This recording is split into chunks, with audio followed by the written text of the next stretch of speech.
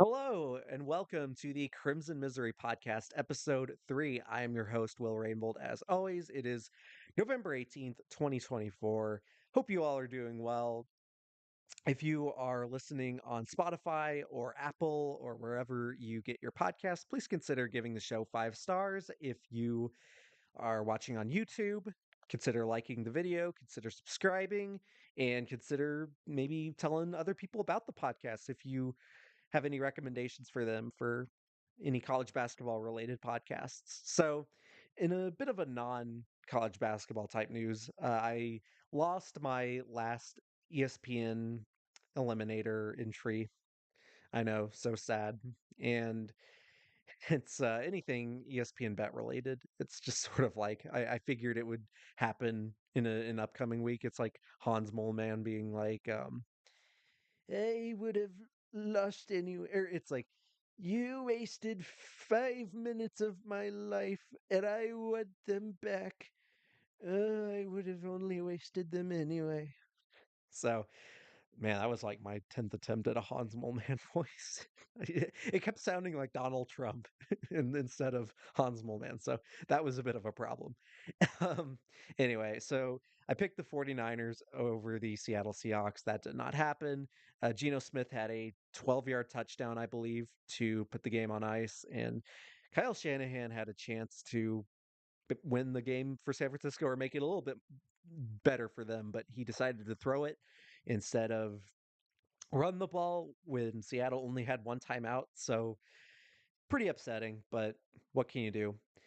it's again, it probably would have I probably would have lost the entry either way. So anywho, I'm also a little upset. This has nothing to do with sports, but also with the with Survivor.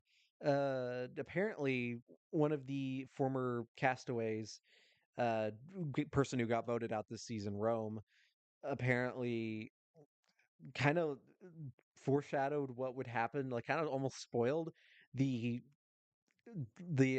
order of which people would get voted out, which people are in the Survivor community are figuring out, which is I unfortunately I'm not going to spoil anything, but I yeah, it's pretty frustrating. And I think I know who the next person is. For those of you who haven't kept up, it is the 18th, so there will be a new episode on the 20th, which is Wednesday.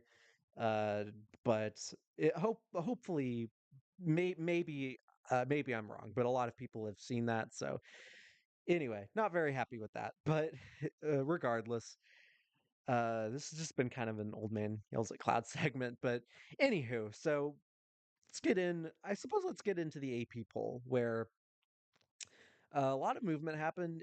My team, Indiana, went from 16th to 18th despite beating South Carolina.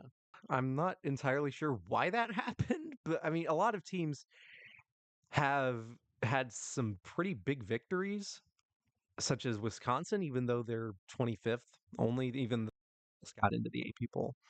Uh, Florida's at 19th, Arizona 17th. Cincinnati moved up from 17th to 16th, despite having the same record as Indiana. So that's pretty interesting.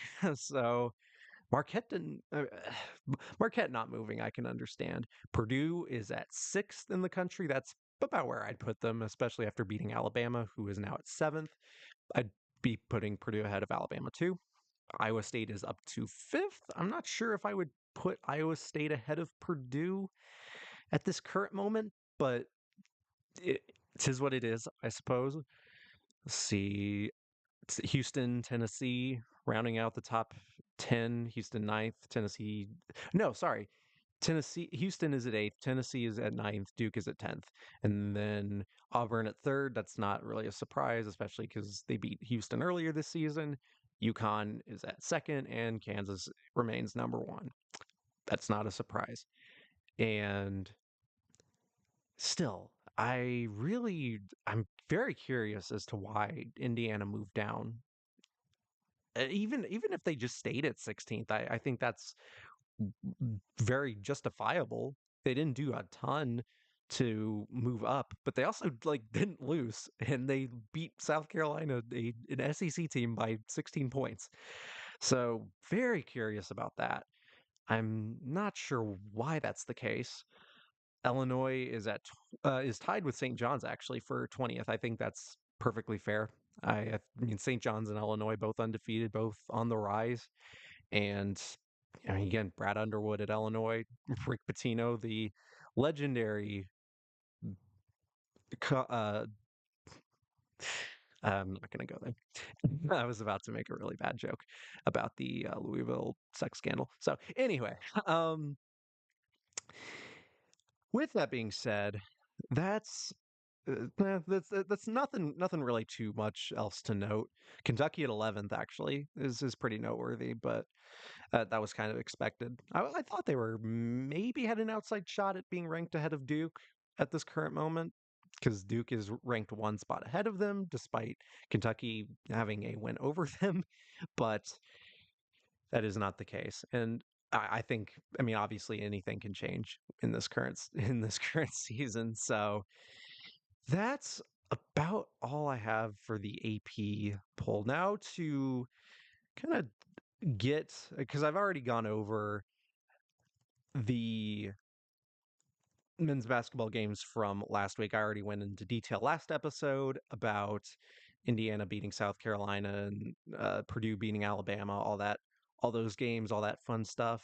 A couple other, I mean, Tennessee beating Austin Peay. I mean, Austin Peay's not a bad basketball team, and they got destroyed by Tennessee, 103-68. That is a shellacking, if I do say so myself. Shout out to Tyler, of course, in Tennessee, a fan of the show and a friend of mine. So hope you're happy with that result, Tyler. And a couple other, a few games today. Iowa State playing IU Indy, rip IUPUI, Ooey Pooey. Arkansas taking on Pacific, Auburn taking on North Alabama. But then one game I am curious about at 10 o'clock tonight, Gonzaga at San Diego State. That's going to be a pretty interesting ball game, especially in Viejas Arena in San Diego. That's San Diego State. That Mountain West can be very, very tricky. So that could cause some chaos if Gonzaga were to go down tonight. San Diego State's 2-0, and you never know with with in that arena and in that environment, because that is a very daunted place to play. Uh, Aside from that, yeah, tomorrow, because the big games start next week, really, with all of the in season tournaments during Thanksgiving week, and you have Purdue and Marquette tomorrow. Purdue's schedule does not let up.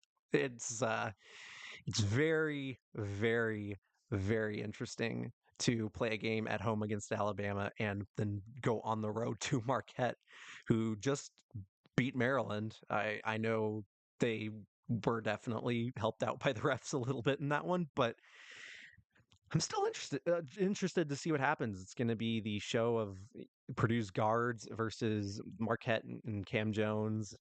It's again, it's a brutal schedule for both these teams. For Marquette, they have to go to I mean, they're playing Iowa State and Wisconsin in the non-conference season. Oh, you can't forget about Stonehill. Don't forget about Stonehill. And obviously for Purdue, you play teams like Texas A&M and M and Auburn during the regular season. They've already played Alabama, as I mentioned. They're playing Marquette, so and then obviously conference schedule is not going to let up either. So I'm very proud of teams that, again, as I've said before, teams that schedule a much more difficult non-conference season, aside from a team like Indiana, aside from the battle for Atlantis.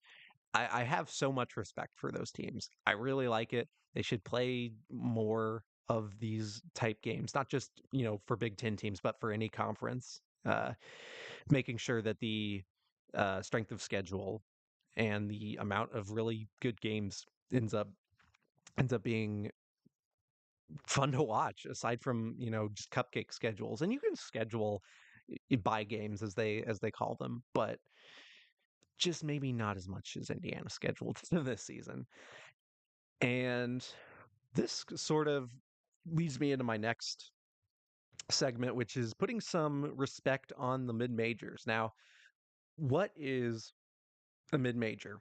I don't know anymore because like the good people over at Mid Major Madness at mid underscore madness on Twitter have put it, they consider Gonzaga to not be a mid major, and they consider Memphis to be a mid major, which is very interesting.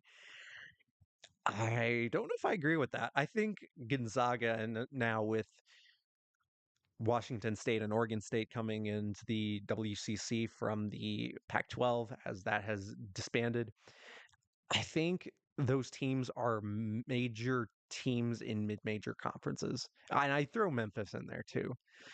It's funny with I would sorry to go on a little tangent here, but Memphis, it's funny going back a little over a decade ago when Memphis was still in Conference USA. This was after the John Calipari era in Memphis when they had Derrick Rose, but then they had Josh Pastner. They had quite a few really good senior leaders. I remember Jaron Johnson and Shaq Goodwin, uh, Chris Crawford, I believe that's his name. But all that aside from me flexing my knowledge about different Memphis players, um, they were in Conference USA, and then they went to the American Athletic Conference, which still exists, and they were in that conference with teams like UConn and Louisville for a year, and Cincinnati and Houston and SMU. So that was I mean, and the thing is about those teams, none of those teams are in the AAC anymore. A lot of those teams are now in the ACC. I mean, Louisville and SMU are. And then Houston's in the Big 12. UConn's back in the Big East as it should be. I still miss that old Big East, man. That brings back some nostalgia.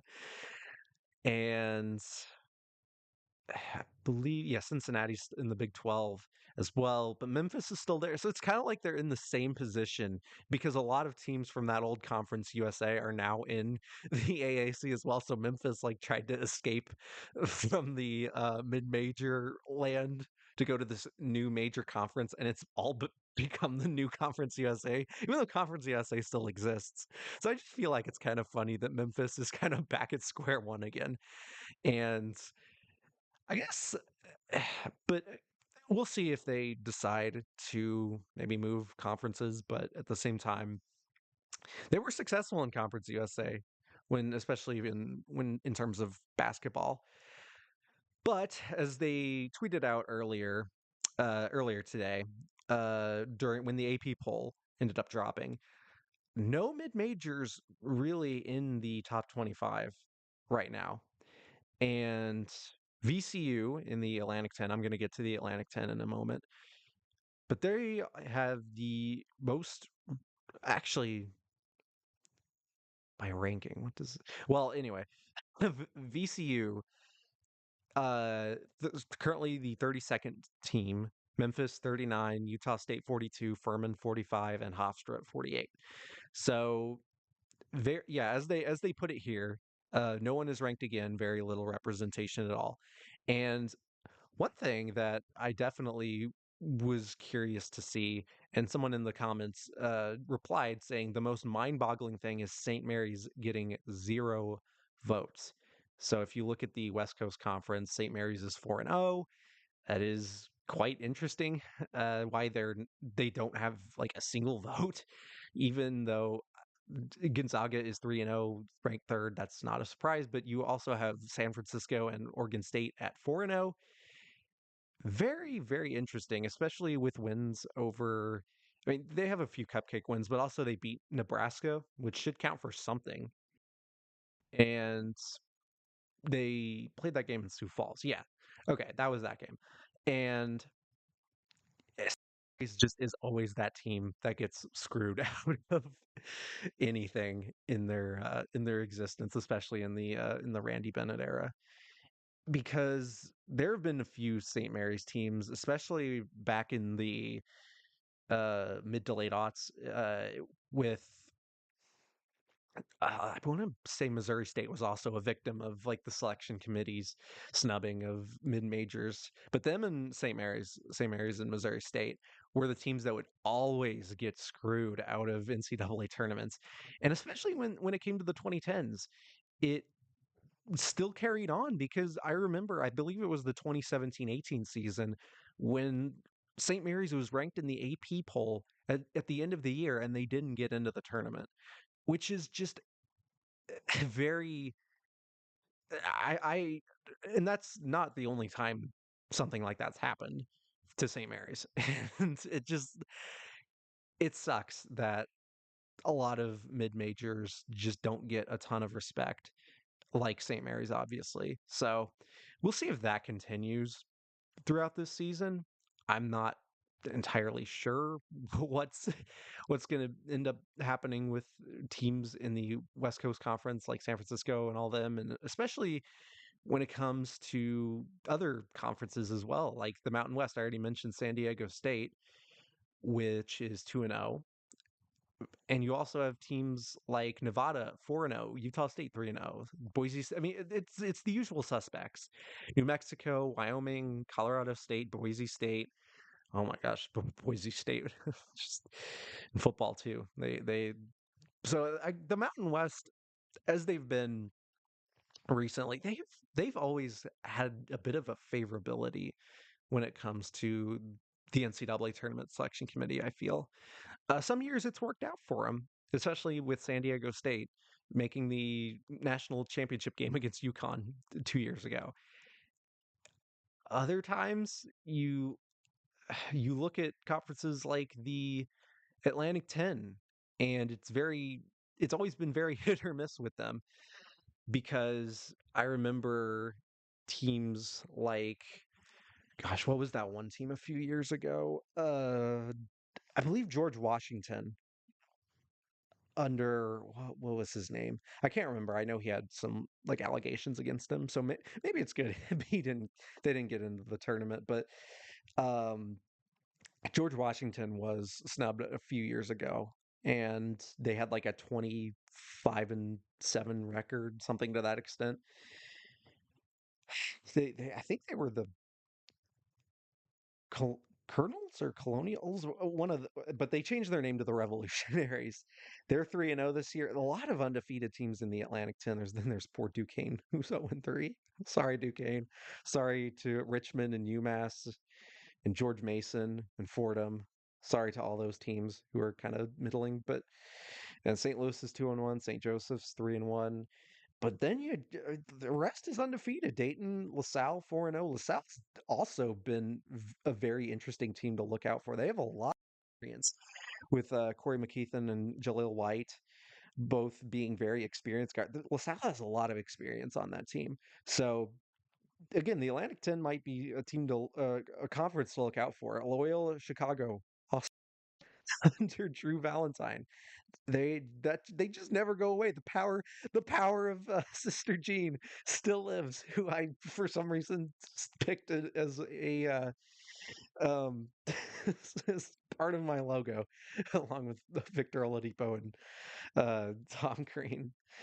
So yeah, LaSalle is definitely a team to look out for. I also have to give a shout out to the where are they? The UC Santa Barbara Gauchos, along with UC Irvine and Hawaii Rainbow Warriors. They're all 4-0 in the Big West, but UC Santa Barbara, especially, and I'm a little biased because my cousin is getting his doctorate at UC Santa Barbara. That team's pretty good. They've- They already have two road wins against Portland and San Jose State, but they also have in their first three games they've scored over 90 points of them. Like you remember me if you all have watched or have listened to this podcast, and I believe I mentioned this the last couple episodes about Seton Hall not scoring 60 points yet this season. Uh, UC Santa Barbara has scored 90 in their first three games. They only scored 64 against San Jose State. They won 64 to 59, but still a really good start to the year. You see Irvine also a very interesting case. They've beaten Loyola Marymount and Northern Iowa on the road by double digits. They've won all four of their games by double digits so far.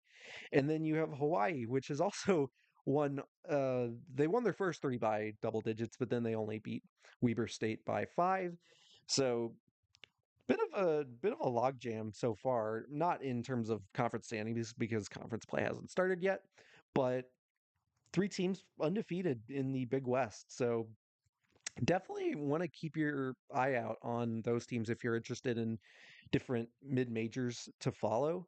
And I feel that obviously once the conference season starts, we get more of a the bigger picture as to who is really gonna access to maybe a very good mid-major team that could still possibly get an at-large even if they don't win their conference tournament. So, but I know I already mentioned Austin P against Tennessee. Why that win is a little more significant for Tennessee, even though you would think it's like a bye game. But Austin P is not a bad basketball team. 3-1 on the year in the Atlantic Sun. Definitely some surprises like Florida Gulf Coast 0-4, Bellarmine's 0-4. Poor Scotty Davenport, man. I met Scott Davenport a couple times in Louisville when I interned at ESPN Louisville. So he's a great guy. So it's kind of a shame to see. And speaking of the American Athletic Conference, Memphis 3-0, East Carolina 4-0. I want to get to Memphis a little bit because in on yeah week from today they play UConn, which is that's a tough one because this is a game I could either see UConn just absolutely dominating as they normally do. Memphis actually does give them a good game, which could very well happen. I mean, this is the Maui Invitational, so it is a neutral site, but yeah, I also forgot Dane Danger is now with the Memphis Tigers, formerly of the Illinois Fighting Illini. So I actually did not know that Dane Danger was with Memphis, but I'm learned something together. And if you all do that, then congratulations, you're better prepared than I am. So with that said, I can see it both ways. This is a type of game where easily see Memphis pulling off the upset if they play like a perfect game. But this is also a game I could see UConn winning by like 30 points because that's just what UConn does. And but again, if we're going by quote unquote mid-major conferences, then Memphis is obviously always a team to look out for, even though I technically don't consider Memphis to be a mid-major. You also have teams like North Texas, Wichita State at 3-0. I forgot. Yeah, Temple is still in this conference. Former Atlantic 10 Darlings under Fran Dunphy, and now we're just kind of stuck in the AA. Like no real end in sight.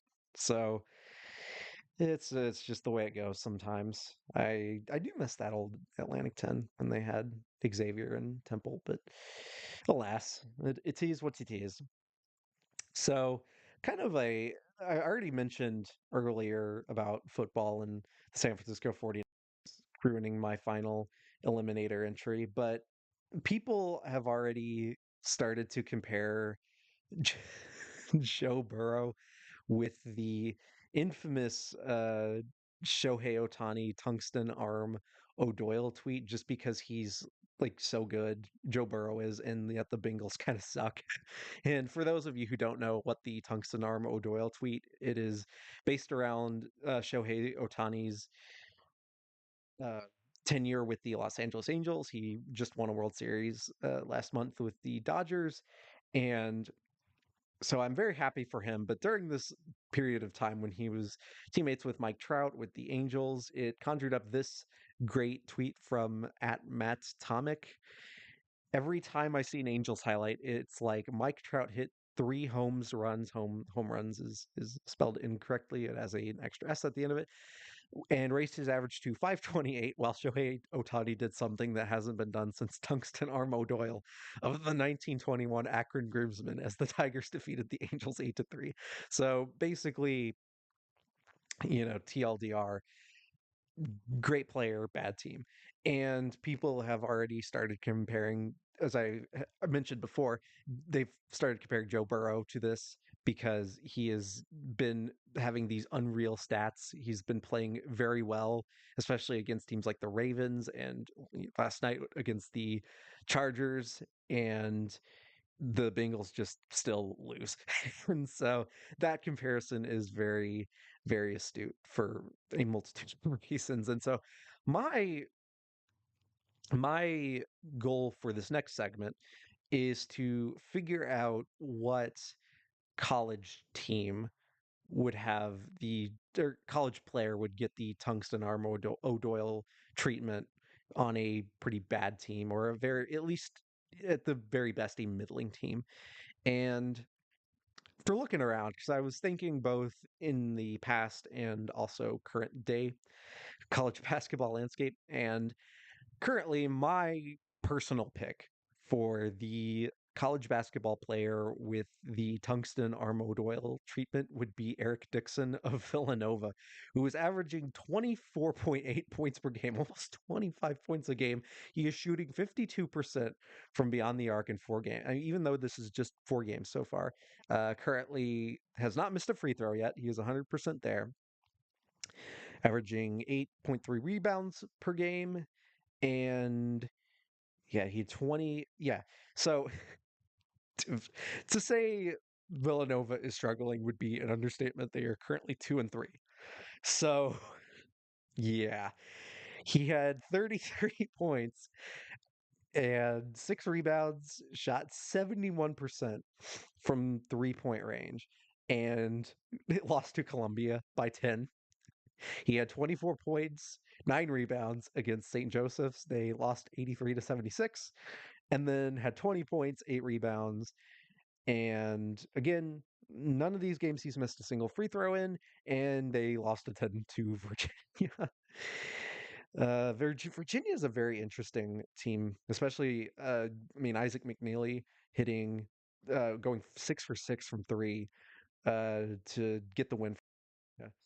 And kind of a little bit of a surprise, even though you can always take into account that they may not be playing the best competition.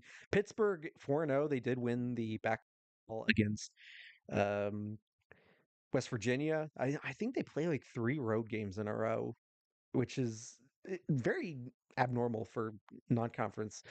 But and then Stanford and Miami and NC State, a lot of teams are undefeated in the ACC, but we'll see how long that ends up lasting. NC State made the Final Four last year; they're undefeated.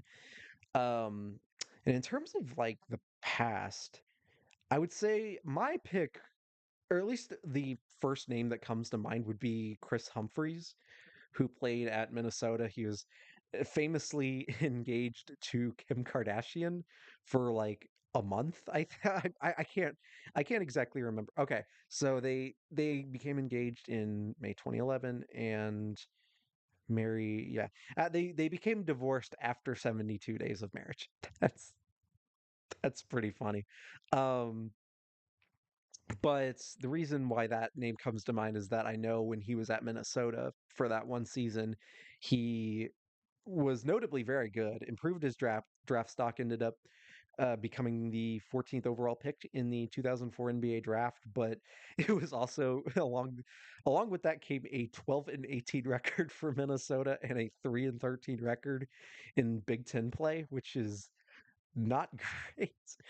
But the funniest part is that the team had a this is just from just basic Wikipedia research, but Minnesota had a 10-6 conference record after Humphreys ended up declaring for the draft. And so I don't really like consider that a full tungsten arm O'Doyle because It's Chris Humphreys, and it's kind of hard to have a tungsten arm like figure in teams like in team sports like basketball, where it's more of a team effort than in baseball, where it's a lot of times it can be an individual type game, especially because one person is at bat at once and there's only like one pitcher on the mound, and so it's very difficult to make that sort of comparison. It's a little easier with football, especially if you have to the type of season that Joe Burrow's been having, which in like if the Bengals were like any halfway decent team, he'd be like an MVP candidate along with Lamar Jackson and Josh Allen. But alas, so it's been so painful to watch this Bengal squad just kind of stutter around while or sputter around is what I meant to say. And it's just very unfortunate to watch. So again, if I had to pick one player to get the current tungsten arm O'Doyle treatment, it would be Eric Dixon. And I can't really think of anyone else to this magnitude of that would be getting the tungsten arm treatment. You could think of guys maybe like what's his face played for Oakland 10 years ago, like Hay Felder, I believe is his name, played for yeah, played for Oakland and averaged an ungodly amount of points during his time at Oakland, and they just really never did anything. Um, yeah, he averaged 24.4 points, kind of the same amount as uh, Eric Dixon. But yeah, they went 23-12 that year. So again, they still played relatively well. They were just in a weaker Horizon League. So oh, that Drew Valentine was speaking of Drew Valentine, he was an assistant on that team, and now he's the head coach of uh, Loyal Chicago. How interesting. So yeah, Drew Valentine.